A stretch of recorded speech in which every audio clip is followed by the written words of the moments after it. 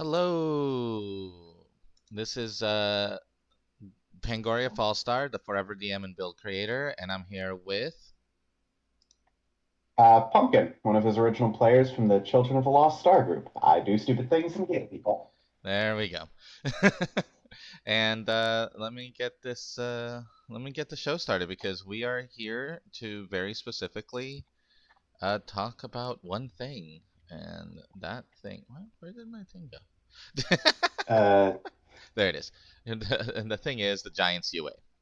A lot of people online have already started talking about it. We've heard it from all sides, and I still feel like there's a few things that people skipped. So I wanted to focus on that, and our group wanted to focus on that. One of the players said, How do you complain to Wizards of the Coast about this thing?" And I'm like, "You just got to put your voice out there." So here we are. Here we are. All right. So we got Giants UA complaints and criticisms. And we're gonna start first with the Barbarian. What is the path name? Do you remember? Path of the Giant. Math of the Giant. Okay, yeah. So that means that we should be going big and should have the ability to like do things like hurl rocks and catch rocks and say fee fi fo fum and smelling the blood of Englishmen, right? Uh, I don't know how useful smelling Englishman is going to be. There's, you don't have the British Isles in your campaign? Not last I checked. I don't think we've unlocked that bit yet. Yeah.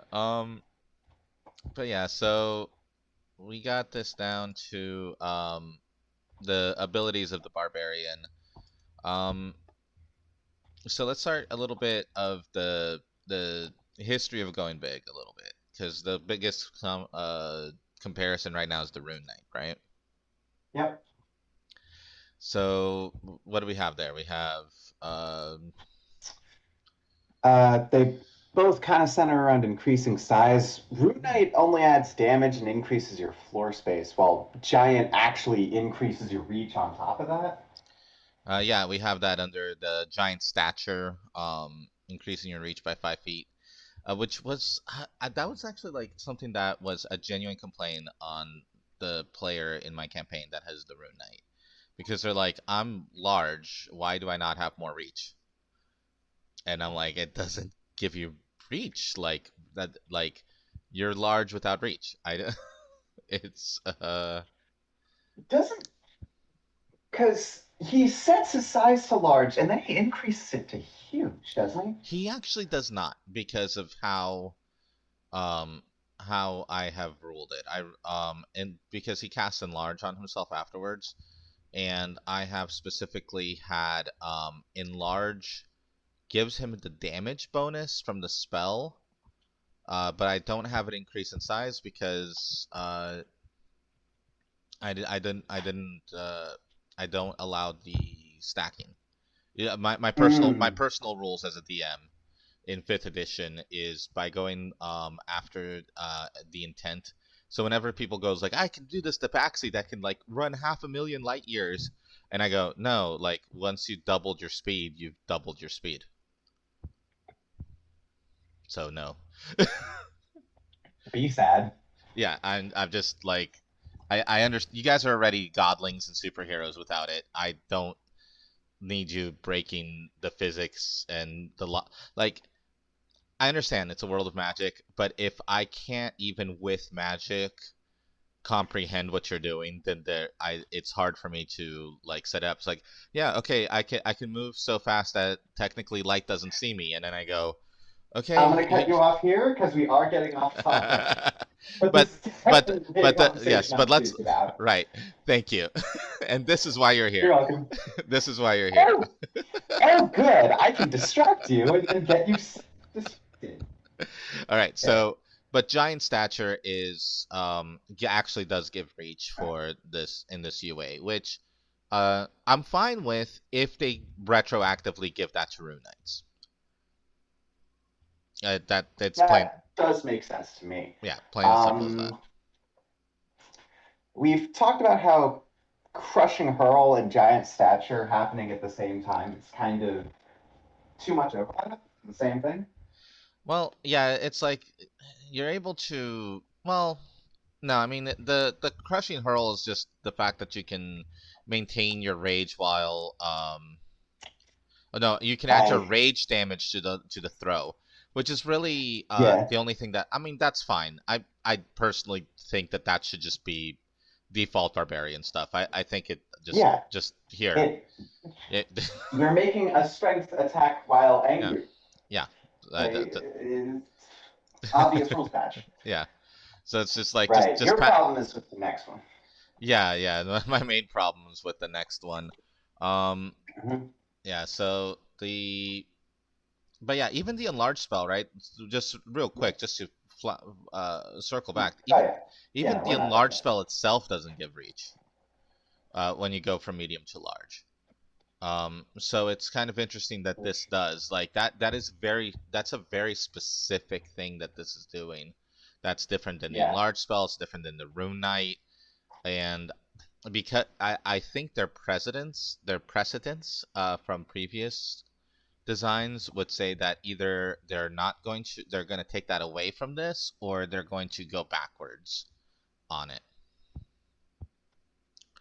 Um, but Going backwards mean they're gonna retcon everybody else. I yeah, that's what I would like if you're gonna Okay. do this like because you're just invalidating even like some of your most like your latest stuff like it. I mean, Personally, I think they're gonna walk it back, and the reason I think that is because there's another barbarian path that generates reach. It does so in a what could be considered a strictly worse way. It I know I'm the one who said that, but I need you to not talk that way about my boy Beast Path. Uh, Beast Path barbarians who decide to manifest a tail natural weapon essentially get a D8 reach weapon and a reaction ability that's much the shield cell, yeah. uh, which is definitely one of the more useful. It definitely one of the more useful things to come out of that particular subclass. But it sort of carries a trend that the way you get reach is by using a pole arm or a really long weapon Yeah. hit that hits really far away. The other racial option available to players that actually increases reach is the bugbear. Hmm. And the bugbear supposedly just has really long, lanky arms and is still a medium sized creature. Yeah. So, like, Which I mean that those are some arms. Like I've seen videos of yeah, people just demonstrating how reach would work with like the a spear or a glaive online, and those make you go, oh, they're like doing like a full lunge to get that reach yeah, attack. And which then goes like, well, then how come these two-handed swords aren't getting reach? Because I've seen videos and it's like it's the same coverage. So it's one of those things where in game they're it's very much a ludic constraint as opposed to a realism constraint. Um, but again, that's why I think that they would walk it back because everything else they've done so far about going to large doesn't change reach. But it also means that a small character uh, hits has just as much range as a large, and which is that confusing and non intuitive. right. But in combat, you're not. It's when we talk about reach, we're not actually talking about the length of your arms like they do with Bugbear, but more the movement and um range you have of that movement within your 5 foot space. So it's essentially because you're going to the edge of that space to get that reach a lot of times. Yeah. Um, so that was really the biggest complaint that our player had was just like how dare they give reach to a barbarian and not to me. Fighter. Yeah, and um Okay, yeah, that's fair. Not to me is kind of definitely yeah what he was going for. yeah Let me go over here and go down to um, the next thing we're talking about is the elemental cleaver. Yep. Um, so this is the one that stylistically to me, I'm like, I know we have things like here's a fire giant and here's a frost giant. It's They supposed to be need more to about cut where that. they, huh? It Frost Giant, Fire Giant. They need to toss that section out of this subclass entirely. Rune Knight already covered. There's different giant types. This just needs to be I'm a big guy. Yeah, and the other thing too is that they keep acting like, oh, these giants are elemental bound, and I'm like, they're it's supposed to be like where they live. Sightless. It's supposed to be where they live. Yeah. The frost giants lived up in the snowy mountains. They were covered in frost. That I It, down there like, well, they are actually channeling the elemental plane of ice and um I read this sort of homebrew lore thing a guy did because he wanted to cover the origin of giants. And like even at its most mythic, giants are shaped by their environment, not by some elemental nonsense. Giants are part of the prime material plane. right. And so that aside, I'm like this felt like more like it would be like a dragon knight um thing where you're like your attunement to a specific dragon and allows you to cover your weapon in fire or acid, the dragon's breath coating or something. And I'm like, but that aside, it has this throwing thing. Oh no, throwing thing. Yeah. It gives you a 2060 ranged, makes your weapon a 2060 ranged weapon. Doesn't care. It. Two hand Oh, two. you're using a massive freaking hammer that is so absolutely heavy that it can't hit more than 5 feet away from you. It 2060. You know, and it's like, It just chuck it. yeah. Now you get this while you're raging, right? Yeah, only when you enter the rage, Mhm. which means that you grew too large. But I mean, the weapon grew with you, but you grew too large. So it's like you can now you have more strength, more. But all this is stuff that they could have represented. They could have given things like this, like to the enlarge spell.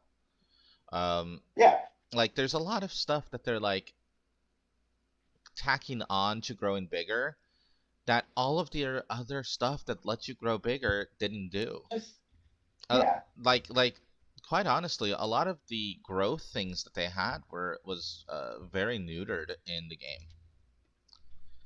Um, but uh, but the idea here is that you can keep your rage from a range by throwing things, right? Sounds about right. All right, so and that was always one of the big weaknesses of barbarians.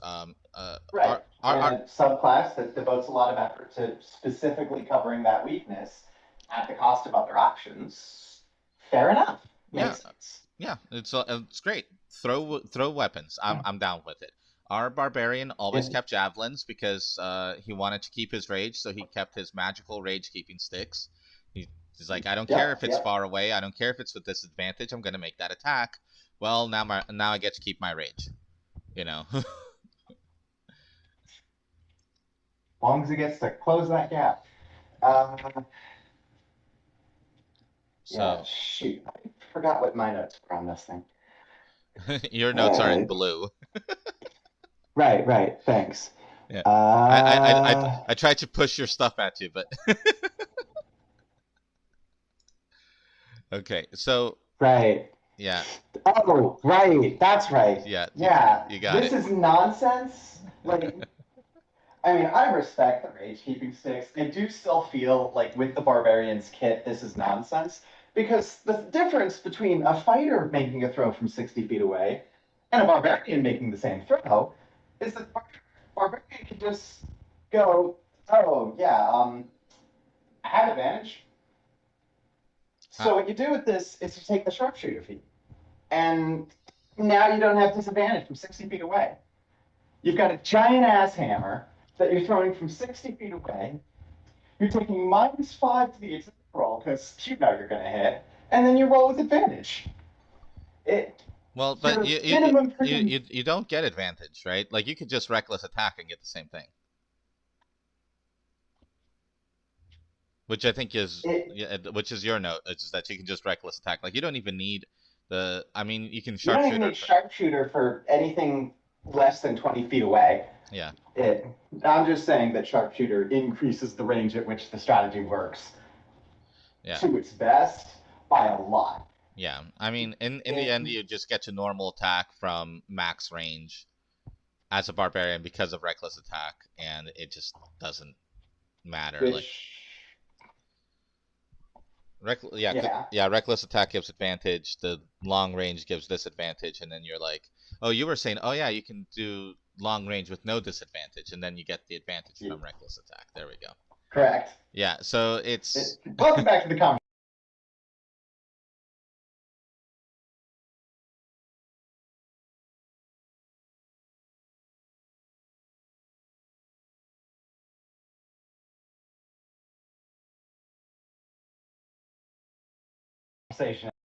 well, yes.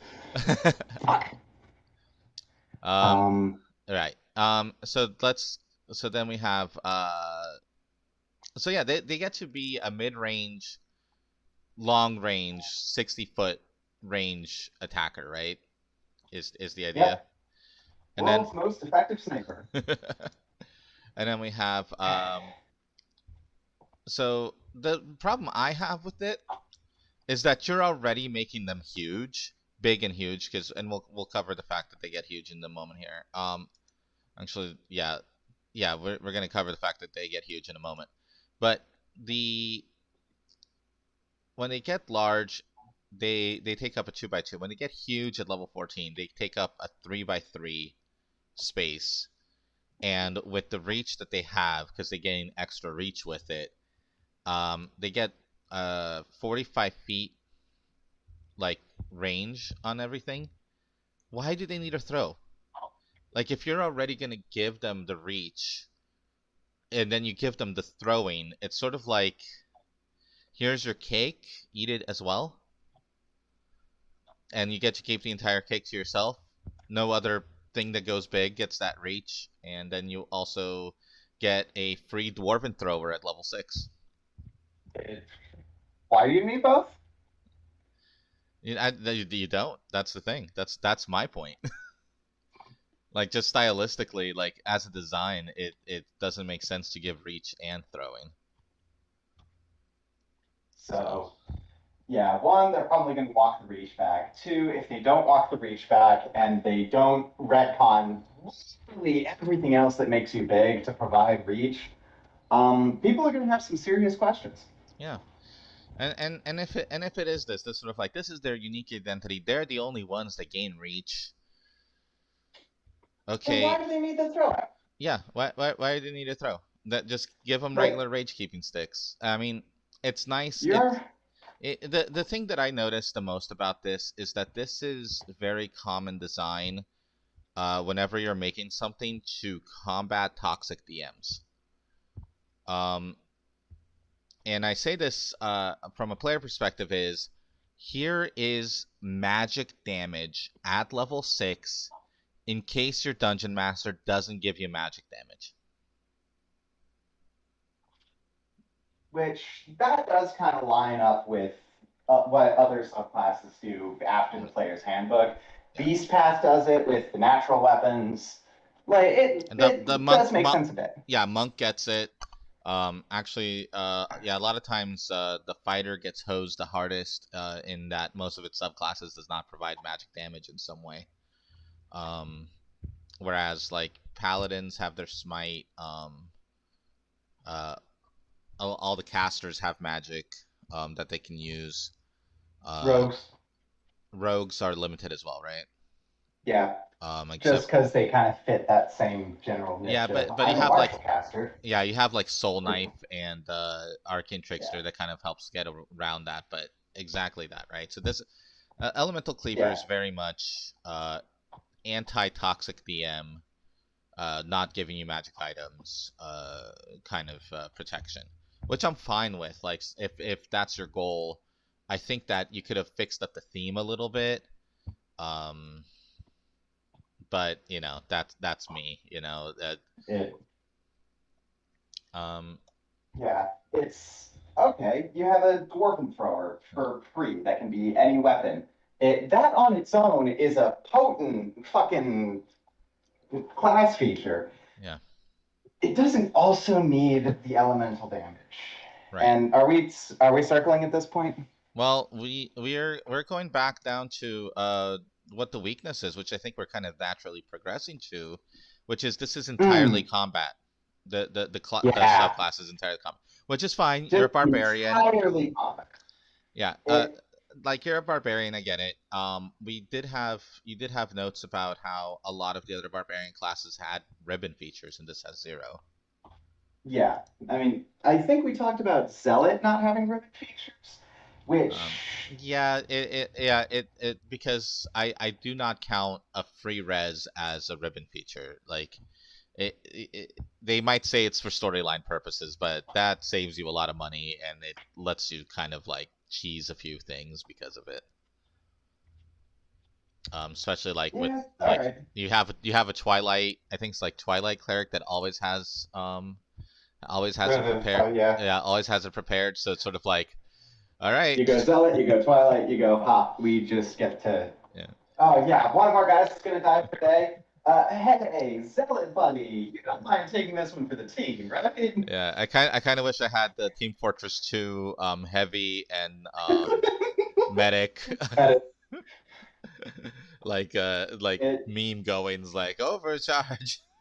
It's no, if you yeah. really want that one to work, you gotta use the freaking man versus machine bit where the medic figures out how to bring people back from the dead. That's Okay. literally what it is.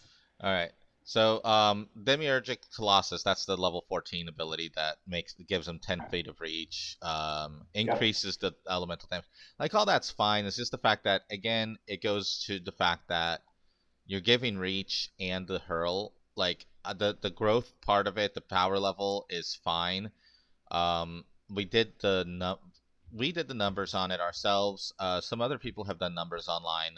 This is easily the most damaging barbarian subclass there is. This is very much the DPS barbarian subclass. You don't get as many resistances as some of the like bear totem does. You're not tanking in the same way that like ancestral guardian barbarian does, where you're giving disadvantage and things like that, right? So Um, Actually, now that I think about it, that's a good point. This particular barbarian class is more fragile than I think just about any other. yeah, Uh, yeah, and Maybe Beast Path has. No, even then, Beast Path has like the option to be a tankier sort of character by again taking the tail weapon. right, yeah. So Like, it's definitely one of the biggest weaknesses is that you're still getting that bludgeoning, slashing, piercing resistance, right? Uh, but yeah, but you're not getting a lot of the other tank options like how like where you can like do things like actually draw aggro sometimes or things like that. So it we had a barbarian that in game in my campaign where we have part of the way that I have the magic crafting system was that we were able to give him an axe that flew back to his hand so he could do his multiple attacks at range. Um, and he was the what is it, Storm Herald barbarian? yeah, with the lightning bolts. Right. And so it it was great, but like he had to be close, he had to be far. Um, it it he ended up feeling really bored, I believe, with it. Even and he went. I don't know how much of that is the throwing weapon itself, and how much of that is just Jacko liked using. He wanted to play a ranger, and goddamn it, he was going to play a ranger. And he chose barbarian to do it. And It, I think he wanted oh, he wanted to play the Thor fantasy, which um has some it, connection to giants, right? I mean, yeah, it Giants, barbarians. Like, Yeah. he was definitely playing out the Thor fantasy Yeah. at the time. He, someone, and I'm not naming names here because it's me, talked him into trying something a little outside his comfort zone because he had the opportunity to do that. Yeah. Also, I'm a massive hypocrite. Um, But yeah, so I was like, yeah, play a barbarian, see if you like it. but I mean, And he when he was playing his ranger, he was doing the same things, and there wasn't much difference. So I'm not 100% sure what the difference is there in this case. So, anyways, neither am I, but but the weakness here is you're not as tanky, and you don't have ribbon features. You don't really have a lot of stuff outside of combat. You know, there this is. is definitely the barbarian for a combat focused game because it's gonna get Oh a yeah, lot of stuff. oh yeah. And It at the actually same deals time, damage, which is nice. yeah, it damaged for freaking days. Yeah. It at the same time, you're very much taking the role of your party's rogue, their fighter. You're taking a non-tanking role with this barbarian Yeah, because, like, yeah, you can tank a bit, but you can't throw aggro. I I do Not. I do like though that while you're hurling your weapon, you also get the mighty impel, which lets you reposition allies. Mm. So and you know yeet enemies off of airships.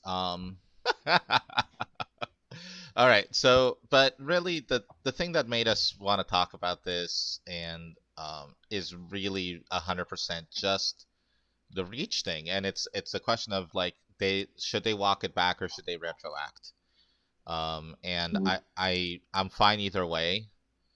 Um, because if they walk it back, this subclass still has the thrown weapon elemental damage thing, which I personally think they could fix up a little bit, or you know, give us. I guess they're gonna give us giant lore that shows that the giants are connected to the elemental planes, and giant kids are not only Goliaths but also Genasi all of a Mm. sudden for no reason because you know, um, Mm.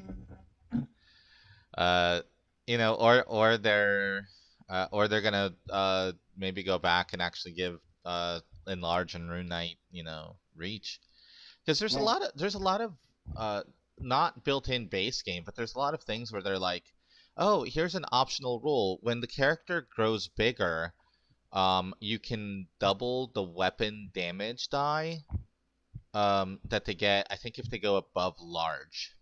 So one of the things that Uh, and they give this in the Dungeon Master's Guide as something you can do for monsters to make the monsters more powerful. So if you have a monster that's normally medium size, well, if you make them large, just have their weapon do 2d6 or 2d12 damage. right. But then I think if we're talking about the same thing, there's also a bit in there about how it a player who uses a weapon not sized for them rolls with disadvantage, R- which yeah, kind of creates this interesting implication that it's tied more to the weapon than the creature. exactly, exactly. It's well, no. The disadvantage thing is about the size and it's unyieldy. That they're like, we need to add realism to our magic world. Which I agree. You do need to Sure. have some realism. Because True. I have to have a way to invest, right? Yeah. So what is going to be our suggestion for improving this? What's going to be our big push for the barbarian? It just needs to do magical damage instead of dealing damage of an elemental type. Because, like, it once you make the bludgeoning, piercing, slashing magical, there's not a lot that ignores that outright. Hmm. Like, there's some that ignores non-magical bludgeoning piercing. Once it's magical, they just eat it. Yeah, but how do they make it? How does it make sense for it to come back? Like one of the things I thought was, what if you have the weapon be coded in the element, and then when you swing it, it hurls the element at then you don't have to worry about it fucking coming back to your, hand. Um, and That's okay. it's It, just I guess they're like, hey, I'm you know what everybody likes? Mjolnir. So let's go ahead and uh let's make a Mjolnir. yeah, which I get the fantasy of it. But it doesn't There's feel it doesn't necessarily mean that it's a giant thing. It's a Nordic god thing. Um, but yeah, honestly, I think like pick a lane. Either do the throwing thing or do the giant reach thing, right? and if you're gonna do the giant reach thing, make it retroactive. Right. Yeah, I agree with that as well. And so let's see, and then And then like take some of this combat stuff that you're taking away from the barbarian and turn it into ribbon features. I want my barbarian to have things that they can do out of combat.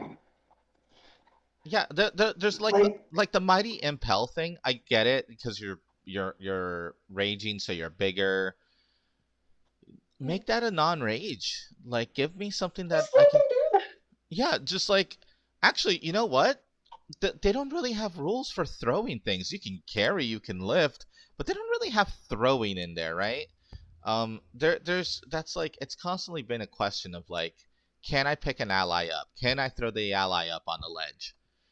Can I do a fastball special with my Goliath? Can I fastball special the dwarf with my So I played a Goliath? Valor Bard once, and Nope, nope, we're skipping that one. aw, threw Jocko to the top of a sewer. He almost made it. All right, so but the like I said, the Sorry, damage people, after we did the after we did the calculation on the damage, I think it worked out. So, Yeah. yeah. So it's not an Um, I don't actually have a problem with the dealing damage, especially since again, like we covered, uh I will less say, defense.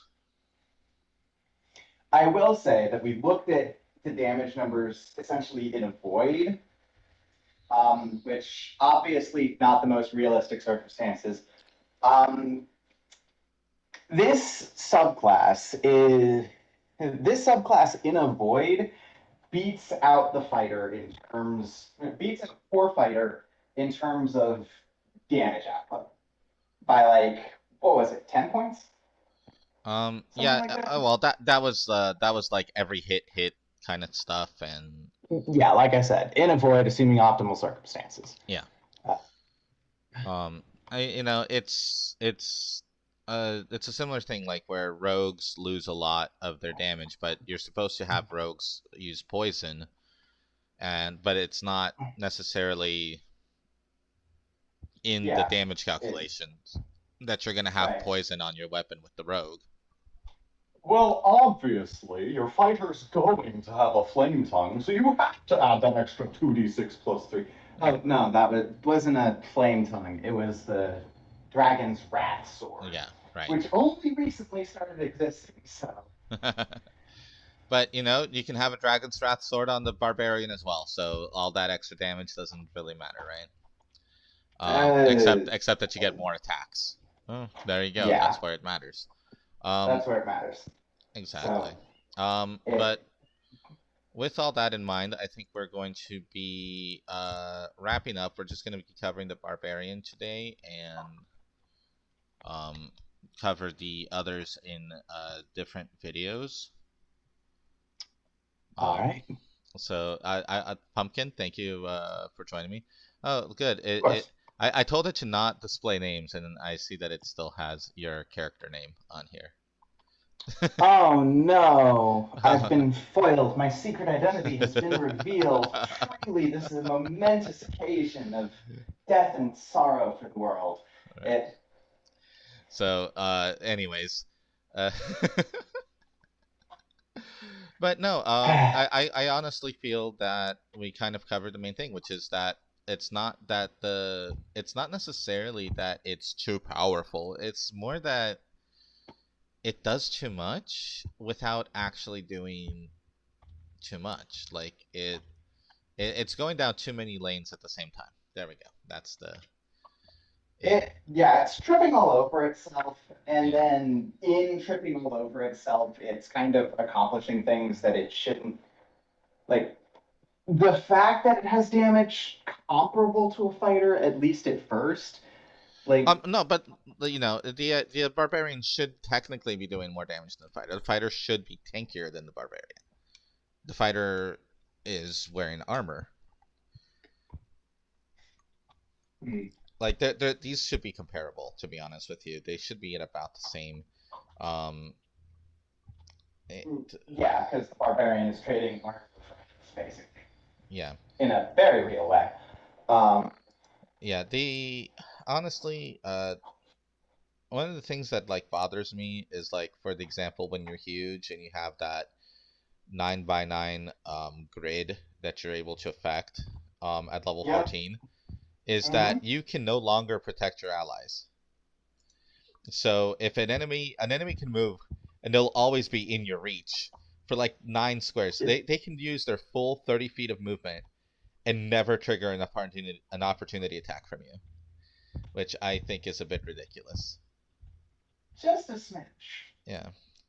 And honestly, that's part of the reason I feel like they're going to walk the reach upgrade back. Yeah. Yeah. Partially because it takes away that defensive option, but also just because from a perspective of rules, like a 5 by 5 square of affected space, that's already a pretty big area reach Hmm. wise.